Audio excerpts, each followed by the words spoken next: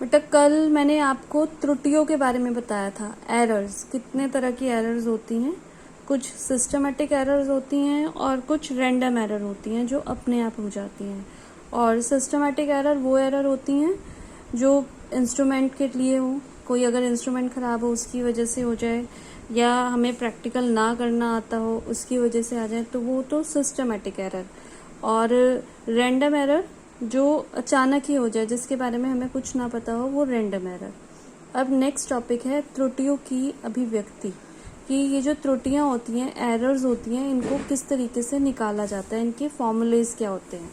तो सबसे पहली है निरपेक्ष त्रुटि। आपको इनकी डिटेल नहीं करनी, सिंपली फॉर्मूले आपको पढ़ने हैं। और जिस टाइप के क्वेश्चन आएंगे इन फॉर्मूलोज के बाद मैं आपको एक एग्जाम्पल के थ्रू समझाऊंगी कि किस टाइप के क्वेश्चन त्रुटियों के लिए आते हैं। तो निरपेक्ष त्रुटि क्या होती है? वास्तविक मान और प्रेक्षित मान यानी कि प्रायोगिक मान, इन दोनों का जो डिफरेंस होता है उसको बोला जाता है निरपेक्ष त्रुटि। वास्तविक मान, जैसे आपको स्मॉल जी के बारे में पता होगा। स्मॉल जी मतलब गुरुत्वीय त्वरण।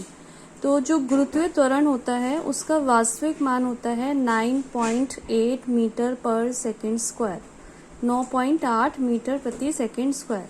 और प्रेक्षित मान मतलब प्रायोगिक मान। लैब में अगर आप ये प्रैक्टिकल करें, सपोज आपका जो लैब में मान आएगा जी का प्रैक्टिकल करके, वो आ गया 9.7 या 9.9, तो वो हो गया प्रायोगिक मान। तो वास्तविक मान और प्रायोगिक मान, इन दोनों का जो डिफरेंस है वो कहलाता है निरपेक्ष त्रुटि। ठीक है। इसके बाद है माध्य या औसत निरपेक्ष त्रुटि। माध्य का मतलब एवरेज, कि जितनी भी निरपेक्ष त्रुटियां आप निकालें अलग अलग कंडीशन में, उन सब का एवरेज ले लें। एवरेज यानी कि माध्य ले लें। एवरेज कैसे लिया जाता है कि सबको प्लस कर लिया जाए। जैसे एक बार आपका मान जो डिफरेंस आए वो 0.1 आ जाए, एक बार 0.2 आ जाए, एक बार 0.3 आ जाए, तो इन तीनों को प्लस करें, 3 से डिवाइड करें, तो ये क्या आ जाएगा? एवरेज। इसको हम बोलेंगे माध्य या औसत निरपेक्ष त्रुटि। इसके बाद सापेक्ष, आपेक्षिक अथवा भिन्नात्मक त्रुटि। भिन्नात्मक मतलब जिसको हम भिन्न की फॉर्म में लिख सकें, फ्रैक्शन की फॉर्म में लिख सकें। और इसका फॉर्मूला क्या है? डेल्टा ए माध्य, मतलब माध्य निरपेक्ष त्रुटि। जैसे यहाँ मैंने बताया माध्य निरपेक्ष त्रुटि कैसे आएगी, कि तीनों को प्लस किया और 3 से डिवाइड कर दिया, अपॉन माध्यमान। माध्यमान किसका? जो हम प्रैक्टिकल कर रहे हैं उनकी वैल्यूज का। जैसे अभी मैंने गुरुत्वीय त्वरण का आपको बताया कि गुरुत्वीय त्वरण का प्रैक्टिकल कर रहे हैं, तो उसका वास्तविक मान तो है 9.8, प्रैक्टिकल करके हमारा मान आ रहा है 9.9 या 9.7, तो वो हो गया इनका प्रैक्टिकल मान, उनका माध्य ले लें। तो इन दोनों का जो वो होगा, फ्रैक्शन होगा, वो हो गया भिन्नात्मक त्रुटि। नेक्स्ट है प्रतिशत त्रुटि। प्रतिशत त्रुटि के लिए क्या किया जाता है? जो आपका माध्य त्रुटि आया होगा, या पीछे जो अभी आपने निकाला है ये फॉर्मूला भिन्नात्मक त्रुटि, भिन्नात्मक त्रुटि को ही 100 से मल्टीप्लाई कर देंगे तो क्या आ जाएगा? प्रतिशत त्रुटि। या इसका एक और फॉर्मूला भी है, प्रायोगिक प्रतिशत त्रुटि। ये जब आप लैब में प्रैक्टिकल करेंगे तो प्रैक्टिकल के साथ आपको प्रायोगिक प्रतिशत त्रुटि भी निकालनी होती है। अब ये कैसे निकलेगी? वास्तविक मान और प्रायोगिक मान का डिफरेंस। जैसे कि मैंने अभी बताया कि वास्तविक मान मान लीजिए गुरुत्वीय त्वरण का है 9.8 मीटर प्रति सेकंड स्क्वायर, और प्रायोगिक मान जो है वो है जो आपने लैब में प्रैक्टिकल किया, उसका मान आपका सपोज 9.7 आया, तो उन दोनों का डिफरेंस 0.1 हो गया, अपॉन वास्तविक मान 9.8 है, और इनटू 100। तो ये फॉर्मूला इम्पॉर्टेंट है, आपको लर्न करना है, क्योंकि ये फिर आपका लैब में प्रैक्टिकल करते हुए भी काम आता है। नेक्स्ट है वर्ग माध्य मूल त्रुटि। इसमें आपको ज़्यादा याद नहीं करना, बस इसका नाम याद रखिए। सबसे पहले क्या आ रहा है? वर्ग, मतलब जो भी आपका मान हो उसका आप क्या कर दें? वर्ग, स्क्वायर कर दें।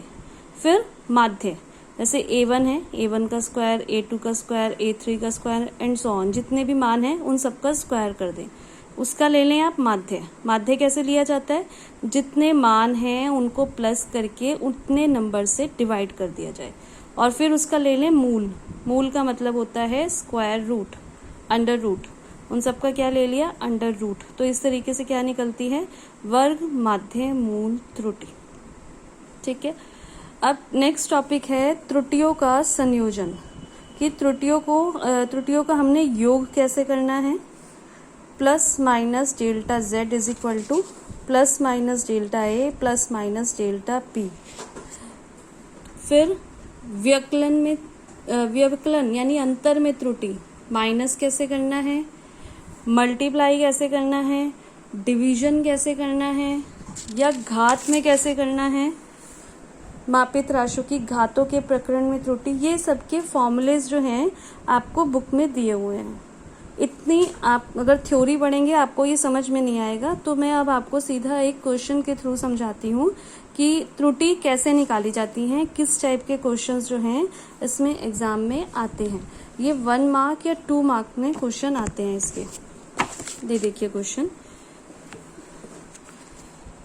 एक भौतिक राशि है P, जिसका फॉर्मूला दिया होता है क्वेश्चन में, P is equal to a square B upon C square. ये एक फॉर्मूला दे दिया एग्जाम्पल के तौर पे, ठीक है, जिसमें से आपको ये कहा कि a की जो प्रतिशत त्रुटि है वो है 1%, b की प्रतिशत त्रुटि है 2%, c की प्रतिशत त्रुटि है 3%।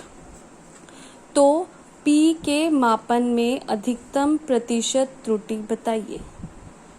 अधिकतम प्रतिशत त्रुटि आपसे एग्जाम में पूछी जाती है। आप लोगों में से जो मैथ्स के बच्चे हैं उन्हें लॉग के बारे में पता होगा कि जब लॉग लिया जाता है तो जो घात होती है किसी भी संख्या के ऊपर जो घात होती है वो घात लॉग लेने पर आगे मल्टीप्लाई में आ जाती है। ठीक है, दो भौतिक राशियां या संख्याएं अगर आपस में मल्टीप्लाई कर रही होती हैं तो घात लेने पर उनके बीच में प्लस का साइन आ जाता है, और जो डिवाइड में होती है भौतिक राशि या संख्या, लॉग लेने पर उसमें माइनस का साइन आता है। ये कुछ लॉग लेने के नियम हैं जो प्रतिशत त्रुटि निकालते हुए भी काम आते हैं, इसलिए मैं एक बार बता रही हूँ। अब क्वेश्चन में वर्ड यूज हुआ है अधिकतम। अधिकतम प्रतिशत त्रुटि निकालने में जो चीज माइनस की है वो भी प्लस की यूज की जाती है। अब इसका देखिए हमें कैसे मान निकालना है। हमें निकालना है p के मान में अधिकतम प्रतिशत त्रुटि। तो p का सबसे पहले हम फॉर्मूला लिखेंगे। p का फॉर्मूला दिया हुआ है a square b upon C square. p is equal to a square b upon C square. ये c स्क्वायर क्योंकि अपॉन में है, जब ऊपर जाएगा तो इसकी पावर माइनस में हो जाएगी, c की पावर -2। तो p के मापन में जो अधिकतम प्रतिशत त्रुटि होगी उसको इस तरीके से रिप्रेजेंट किया जाता है, प्रदर्शित किया जाता है, delta p upon p into 100। जैसे अभी आपने पीछे प्रतिशत त्रुटि का देखा कि किस तरीके से उसको रिप्रेजेंट किया जाता है। तो delta p upon p into 100। अब मैंने आपको बताया कि जो पावर होती है, किसी की घात होती है, वो क्योंकि लॉग में क्या होता है आगे मल्टीप्लाई में आ जाती है, प्रतिशत त्रुटि लेते हुए भी वो पावर जो है आगे मल्टीप्लाई में आ जाएगी। तो a की पावर कितनी है 2, तो 2 यहाँ पर मल्टीप्लाई में आ जाएगा। और a को हम कैसे लिखेंगे, delta a upon a into 100। इसको बोला जाता है डेल्टा। ये प्रतिशत त्रुटि को रिप्रेजेंट कर रहा है। ठीक है, फिर a और b दोनों मल्टीप्लाई में है, इसलिए जब हम प्रतिशत त्रुटि निकालेंगे तो मल्टीप्लाई की जगह कौन सा साइन आएगा, प्लस।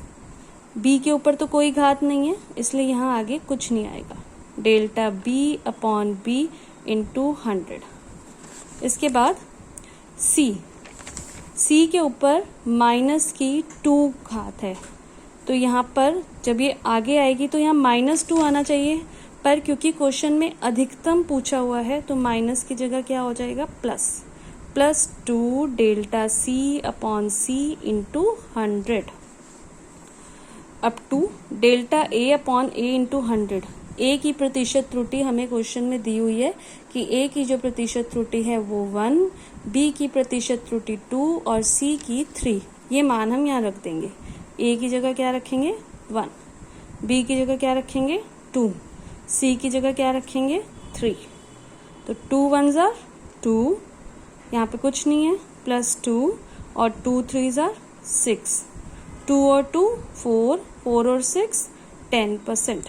इसका मतलब जो P के मापन में अधिकतम प्रतिशत त्रुटि आएगी वो कितनी आएगी? 10%।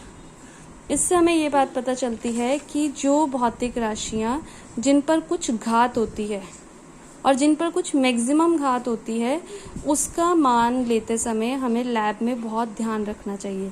जैसे आपको पता है कि गतिज ऊर्जा का सूत्र क्या होता है? K is equal to half mv²। ठीक है, तो अगर गतिज ऊर्जा की त्रुटि हमें निकालनी है लैब में कि गतिज ऊर्जा के मापन में कितनी त्रुटि आई, तो हमें इनमें से एक तो हम m द्रव्यमान नापेंगे और एक v वेग नापेंगे।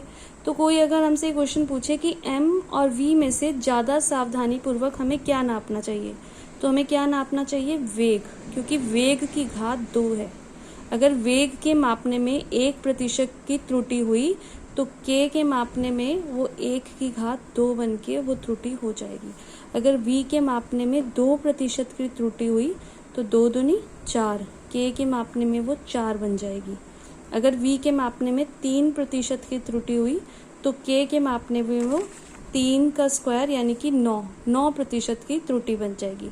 इसीलिए किसी फॉर्मूले में जिसकी घात सबसे ज़्यादा होती है उसको मापने में उतना ही ज़्यादा ध्यान देना होता है। अब इस एग्जाम्पल के बाद मैं आपको 2-3 एग्जाम्पल की एक वर्कशीट सेंड कर रही हूँ जो आपने खुद करनी है और फिर मुझे करके उसके आंसर्स बताने हैं।